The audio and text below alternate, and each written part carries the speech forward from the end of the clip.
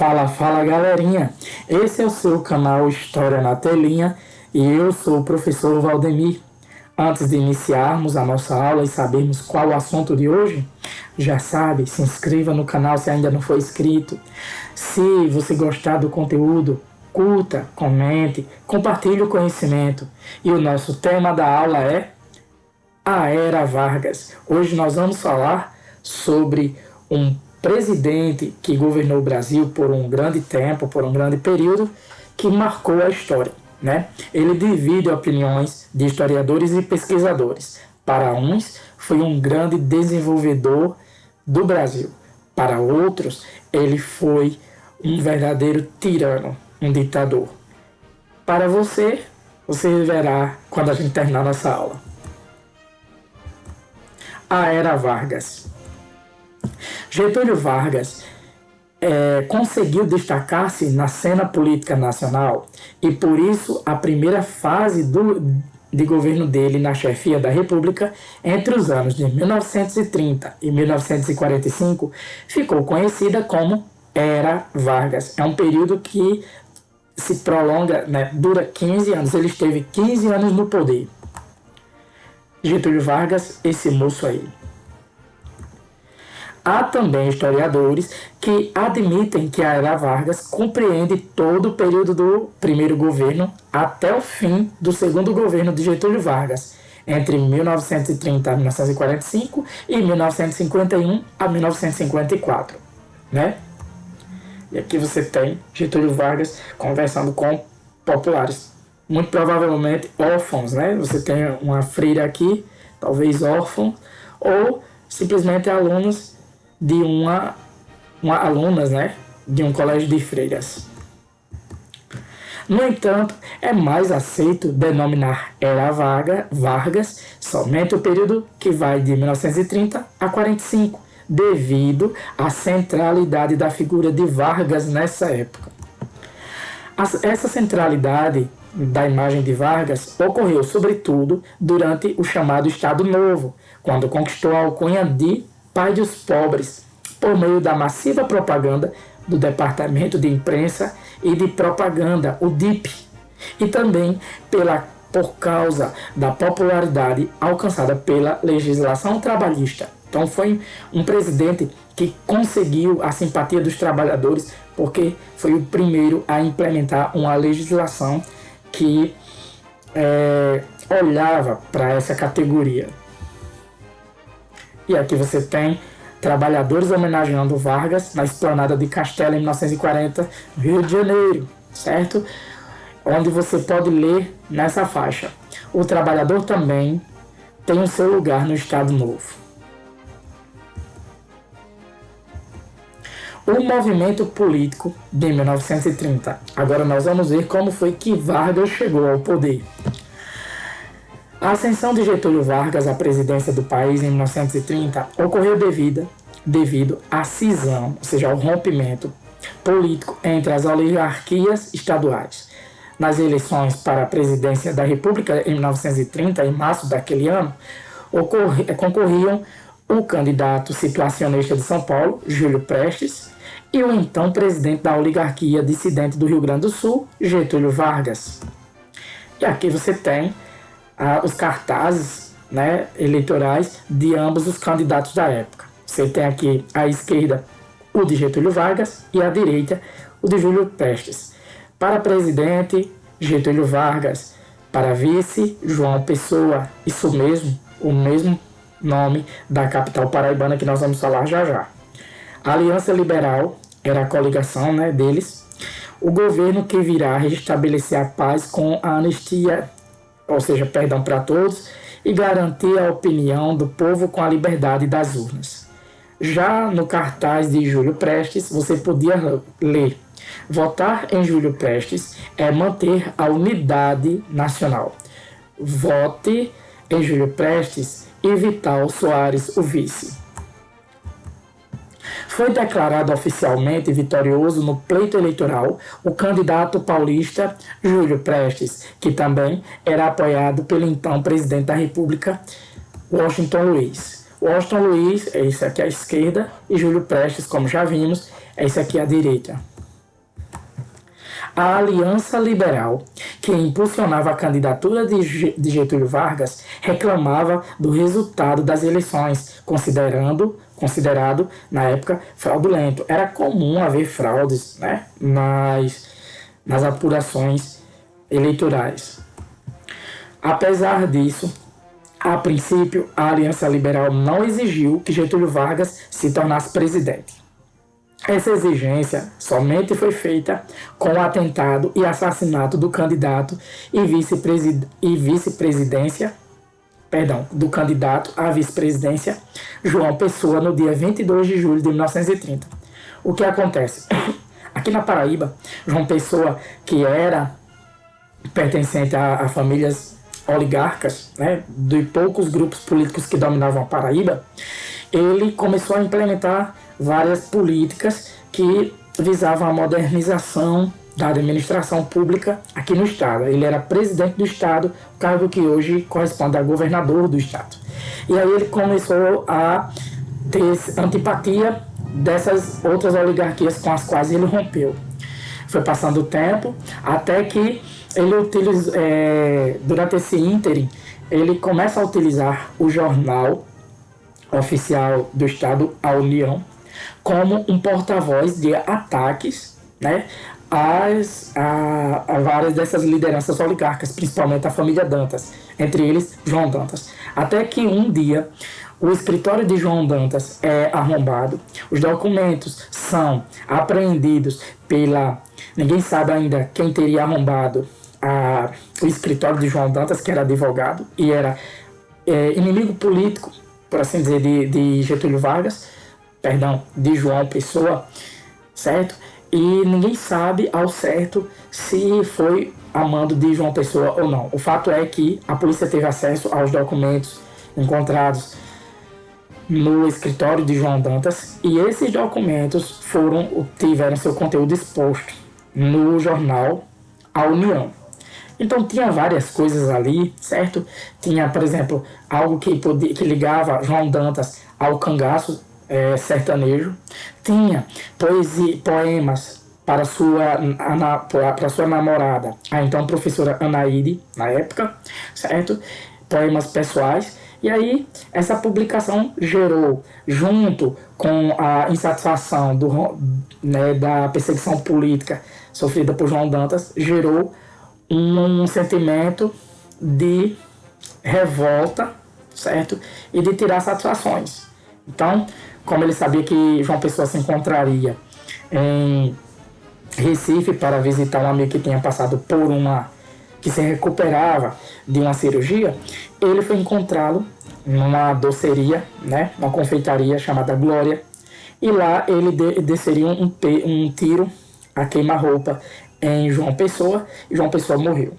O crime, ele pode-se dizer que ele foi muito mais passional, ou seja, uma questão pessoal, mas que tinha também alguma motivação política, mas muito mais pessoal, porque envolvia a questão de honra, né? Pois João Dantas tinha tido sua vida pessoal e íntima, né? E também da sua namorada expostas na época. Então isso gerou esse sentimento. Só que o assassinato de João Pessoa foi utilizado como um troféu político. O corpo de João Pessoa perambulou por todas as principais cidades do Brasil, né? De julho até outubro. Até outubro ele foi embalsamado o corpo, né, para suportar esse dia. E aí ele circulou por várias cidades. E por onde passava, as cidades as ruas recebiam nome em homenagem a João Pessoa, né? A capital, né, que era Paraíba, a capital daqui da Paraíba se chamava também Paraíba, com HY, ok? E ela teve o nome trocado para homenagear João Pessoa, para vocês terem uma ideia. A bandeira também da Paraíba mudou, ficou preto e vermelho, preto representando o luto e o vermelho a luta, certo? Com a inscrição nego, porque João Pessoa era contrário ao grupo, a política do café com leite, que se desenrolava até 1930. Então você tem aqui nessa foto o corpo sendo exibido como troféu político. Então, essa motivação pessoal lá, que estava aqui centrada, estava resumida, especificada aqui no território paraibano, ganhou espaço nacional. E com essa comoção nacional gerada pela presença do corpo ali nas principais cidades, você vai ganhar um sentimento nacional de ruptura com a chamada velha política, né? Com a chamada velha república. A concentração da influência política em Getúlio Vargas iniciou-se já na organização da Aliança Liberal. Getúlio Vargas mediava com destreza a diversidade de forças políticas presentes nessa aliança, que era composta até mesmo por forças opostas, como os antigos próceres da Primeira República, ou seja, você tinha representantes da velha República e também lideranças do movimento tenentista. Você tem dois grupos que não se davam, e nós vimos na aula anterior sobre a questão do movimento tenentista. A Aliança Liberal, só um adendo. Nós vimos sobre a questão dos movimentos da velha república, eu vou deixar aqui no card para vocês, ok? Vocês vão ver essa aula sobre a questão do movimento tenentista, mas nós tivemos 2 aulas depois dela. No caso, falamos sobre os anos loucos dos anos 20 e a crise de 29 e dos regimes totalitários. A Aliança Liberal corria o risco de dissolução, ou seja, de se desfazer antes mesmo de cumprir as reformas nas instituições republicanas a que se propunha. Dentre essas reformas estavam a instalação de uma indústria básica, a centralização do poder e a unificação dos estados federados. Por que centralização do poder? É porque naquela época os coronéis, né, os líderes políticos locais, estaduais, das cidades ou do interior, eles tinham muito poder, tá? Mais do que o presidente da República. O governo provisório. Em outubro de 1930, a Aliança Liberal mobilizou as incursões armadas para alçar, ou seja, levar Getúlio Vargas ao governo do país. Nesse momento, uma junta provisória militar depois, ou seja, tirou do poder o presidente Washington Luiz e governou interinamente por 10 dias, até a chegada das tropas lideradas por Getúlio Vargas, que assumiu o governo provisório no dia 3 de novembro de 1930. E essa era a junta governativa provisória da chamada Revolução de 1930. Revolução, por quê? Porque mudou totalmente a fisionomia política do país. Você tinha as oligarquias, agora você vai ter uma mudança de eixo político no país. Sai de São Paulo e Minas Gerais e se descentraliza, né? Você vai ter outras representatividades. Então você tinha o general Tasso Fragoso, da Aeronáutica, o almirante Isaías de Noronha, da Marinha, e o João de Deus Mena Barreto, né, do Exército. Durante essa fase provisória, instaurou-se o Ministério do Trabalho, Indústria e Comércio, conhecido como Ministério da Revolução, que passou a organizar a legislação trabalhista, as leis trabalhistas. No campo econômico, investiu-se na industrialização para a substituição de importações, ou seja, que vários produtos que antes o Brasil importava, que eles fossem produzidos aqui no Brasil mesmo, né? Saísse mais barato, inclusive.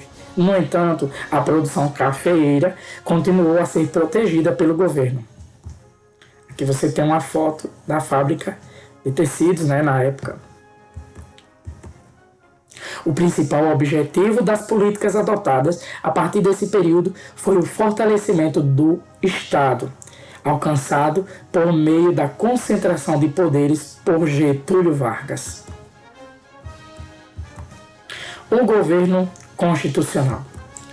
A oligarquia paulista encontrava-se insatisfeita com a perda de poderes sofrida com a ascensão, ou seja, chegada de Getúlio Vargas ao poder. Por isso, no ano de 1932, iniciou o processo de exigência da constitucionalização do país, com a finalidade de restituir a centralidade política e econômica de São Paulo. Lembre-se que São Paulo perdeu o protagonismo político que tinha até 1930. E aqui você tem um movimento chamado de MMDC, né? Que eram as iniciais dos jovens que foram mortos durante um protesto contra Getúlio Vargas. M de Miragaia, M de Martins, C de Camargo e D de Drauzio. Então esses 4 jovens perderam a vida durante um protesto e eles viraram o símbolo, né, do movimento chamado MDC. E nós temos aqui soldados da chamada Revolução de 1900, a Revolução Paulista de 1932, que exigia que a Constituição fosse cumprida. No estado de São Paulo foi instaurada uma guerra civil, que militarmente foi derrotada, mas politicamente influenciou na convocação da Assembleia Nacional Constituinte, ou seja, uma reunião dos legisladores, deputados e senadores, no ano de 1933, para fazer a nova Constituição. E essa é a Assembleia Nacional Constituinte de 1933. Com a votação do novo parlamento e a Constituição de 1934, ou seja, mais uma Constituição, né? Nós já tínhamos tido a Imperial de 1824, tínhamos tido a primeira Republicana de 1891, nós já tivemos uma de 1916 e agora nós tínhamos outra de 1934. Então, com isso, instituiu-se o governo constitucional. Ou seja, Getúlio Vargas foi eleito indiretamente pelos parlamentares para chefiar a nação nesse período. E aqui está Getúlio Vargas discursando na sua posse.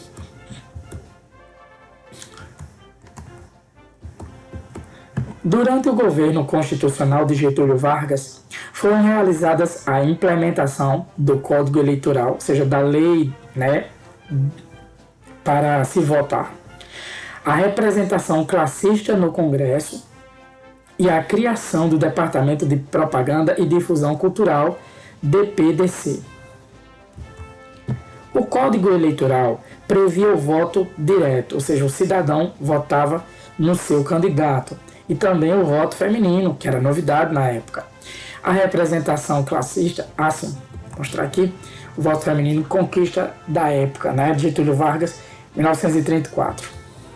A representação classista no Congresso consistiu na indicação de sindicalistas Vargas para negociar com as demais forças dos direitos das categorias das quais eram oriundos. Então, você tinha ali sindicalistas dos operários, sindicalistas dos camponeses, esses representantes desses trabalhadores para falar diretamente com seus patrões, né?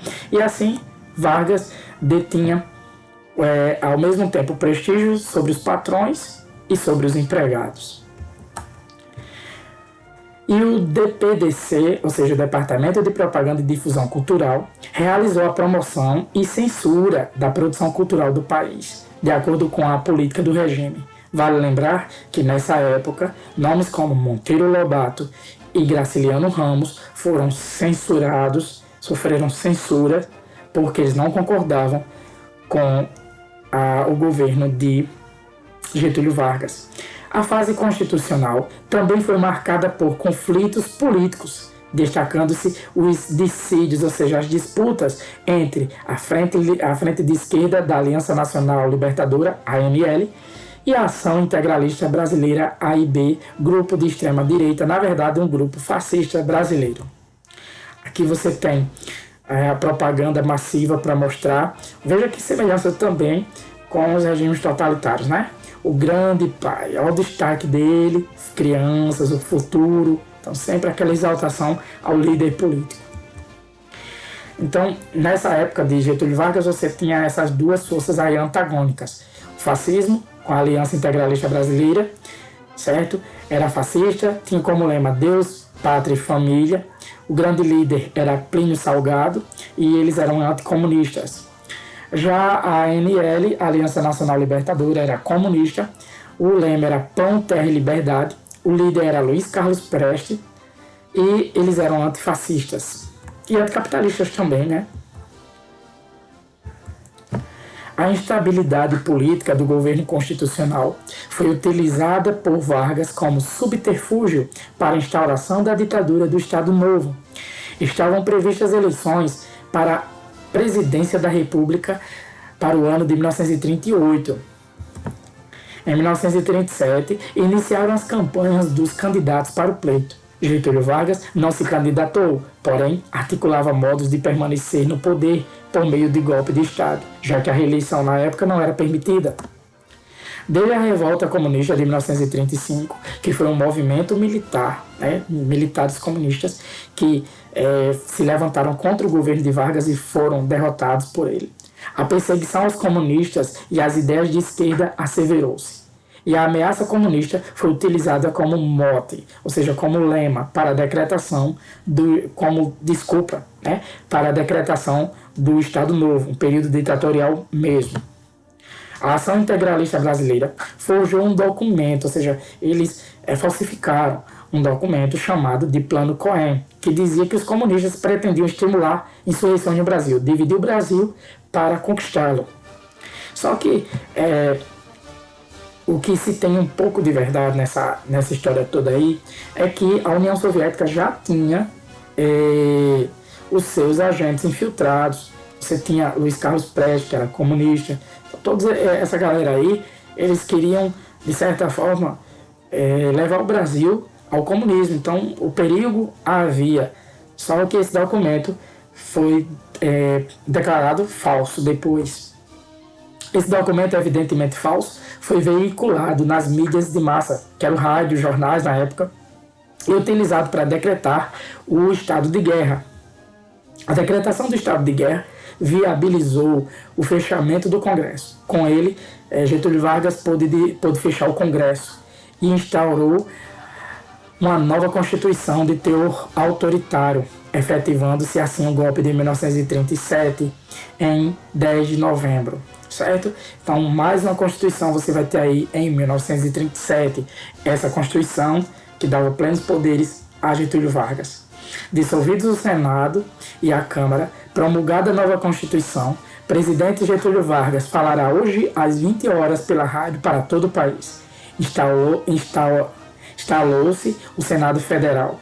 Falando, o senhor Nereu Ramos congratulou-se pelo advento de nova fase em nossa vida constitucional. O jornal à noite anunciou o golpe de 1937 e o Correio da Manhã noticia a reabertura do Senado em 1946. Aqui você tem uma notícia da época, a palavra do chefe do Estado, do Diário Carioca, do dia 11 de novembro de 1937. O Estado Novo. O Estado Novo teve cunho nacionalista, ou seja, exaltava a nação brasileira. Tudo deveria ser feito pela nação. Corporativista, certo? Porque cada grupo tinha ali representado seus interesses. E desenvolvimentista, porque buscava trazer desenvolvimento ao Brasil por meio da instalação de indústrias. E concentrou ainda mais poderes nas mãos de Getúlio Vargas. Os partidos políticos foram fechados e o parlamento eliminado. Então, como você pode ver, um totalitarismo. Apenas permaneceu o poder judiciário intrinsecamente atrelado ao regime.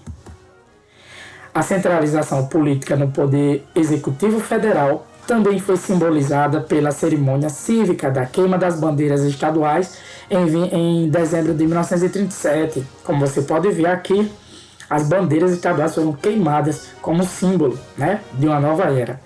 Durante o Estado Novo, Getúlio Vargas começou a construir a imagem popular de pai dos pobres, arregimentado pelo Departamento de Imprensa e Propaganda, o DIP. Aqui você tem uma foto com Getúlio Vargas entre populares, entre pessoas humildes. E se não estou enganado, aqui no recanto da foto é Juscelino Kubitschek, que viria a ser presidente do Brasil. Está muito parecido com ele, não posso confirmar, mas é muito provável que seja. No período do Estado Novo, foram implementadas a Justiça do Trabalho em 1939 e a Consolidação das Leis Trabalhistas, a CLT, em 1943. Cada categoria de trabalho podia apenas ser representada por um sindicato. Essa restrição inviabilizou a organização autônoma dos sindicatos, ou seja, os sindicatos passaram a ser controlados, de certa forma, por pessoas de confiança do presidente Getúlio Vargas. Assim, toda a categoria era apenas representada pelos sindicatos atrelados ao regime varguista. Nesse período, também foram construídas muitas indústrias de base, como a Companhia Siderúrgica Nacional, que lidava com ferro e aço, em 1941, a Companhia do Vale do Rio Doce, em 1942, que lidava com minério, extração de minério, e a Fábrica Nacional de Motores, para a fabricação de motores, como o próprio nome diz, em 1942. E você tem a assinatura de Getúlio Vargas de algumas obras, né, criando essas companhias. E aqui você tem um campo de trabalho, acho que de uma siderúrgica. A construção da Companhia Siderúrgica Nacional, CSN, resultava de acordos de Washington, capital americana, em que o governo brasileiro comprometia-se em fornecer aço ao grupo dos aliados que lutaram durante a Segunda Guerra Mundial, né? Grupo liderado pelos Estados Unidos, em troca do subsídio, ou seja, de investimento americano para a construção da siderúrgica. O acordo brasileiro com os Estados Unidos retirou o país da condição de neutralidade que mantivera até então e que assumiu desde o início da guerra. As forças do eixo, ou seja, o grupo liderado pelos nazistas e fascistas, né, atingiram submarinos brasileiros, impelindo o Brasil, ou seja, jogando o Brasil a declarar-se em guerra no dia 22 de agosto de 1942. Um ano após ingressar na guerra, foram enviadas tropas da recém-criada Força Expedicionária Brasileira, FEB, que combateram na Itália fascista até o término da guerra no dia 8 de maio de 1945. É bom lembrar que Getúlio Vargas, por ele ter orientações, como a gente já viu, e até determinações políticas fascistas, você pode ver isso pelas suas determinações aqui, principalmente a aversão aos comunistas, você vê que ele tem uma certa simpatia por Hitler e só sai dessa simpatia quando faz um acordo com Washington, e desse acordo os alemães revidam, né, afundando submarinos brasileiros, e aí o Brasil é impelido a entrar na guerra.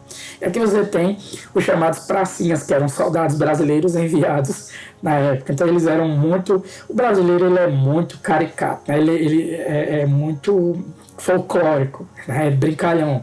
E aqui você tem o segundo aniversário, Hitler. Aqui já estamos. Com a iminente derrota do nazifascismo na Europa, o apoio à ditadura de Vargas esvaziou-se. Lembre-se que Vargas era um pouco fascista, né, na sua condução política.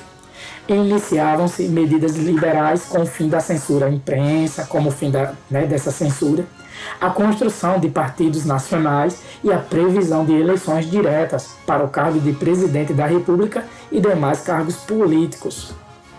Em outubro de 1945, a campanha eleitoral para a presidência da República estava em curso e Getúlio Vargas participou de um comício para a continuidade do governo dele, realizado pelo movimento queremista. O termo queremismo surgiu das inscrições Queremos Vargas, que surgiram nos muros das principais cidades do país na época. E aqui você tem um comício, né, da época em que vários cartazes têm dizendo Queremos Getúlio. O povo gostava, né? Ele era muito popular e populista.